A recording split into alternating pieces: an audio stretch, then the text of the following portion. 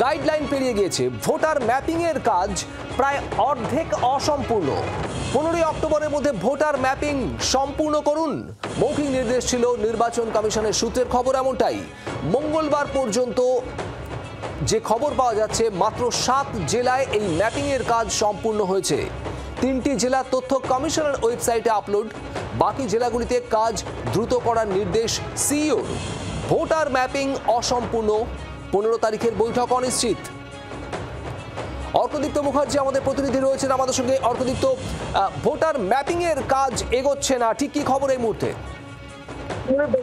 CEO অফিসে nodal অফিসারদের সঙ্গে একটি বৈঠক ছিল এবং সেই বৈঠক আজকে স্থগিত করা হয়েছে। এই বৈঠক হয়তো চলতি মাসের শেষের দিকে হতে পারে, কিন্তু কেন স্থগিত করা হলো তার কারণ হচ্ছে ভোটার ম্যাপিং এর যে কাজ 2002 এর তালিকার সাথে 2025 এর তালিকা যে ট্যালি করে ম্যাপ করতে হবে, সেইটা কাজ অসম্পূর্ণ রয়েছে। 50%-এরও কম কাজ হয়েছে। 7 জেলার ম্যাপিং এর কাজ এখনো পর্যন্ত কমপ্লিট হয়েছে, তার মধ্যে 3 জেলার ম্যাপিং এর রেজাল্ট যেটা ওয়েবসাইটে আপলোড হয়েছে। এখনো কিন্তু অনেক কাজ বাকি, বিশেষ করে 24 পরগনাতে কিন্তু এখনো সেভাবে কিন্তু কাজ এগোতেই পারেনি।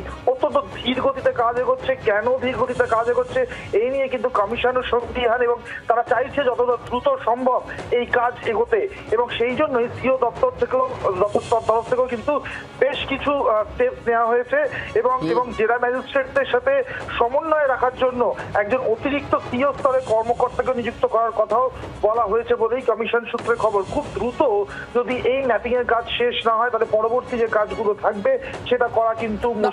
এখানে নতুন করে আর কোনো ডেডলাইন কি দেওয়া হচ্ছে? আজকের বৈঠক তো হলো না।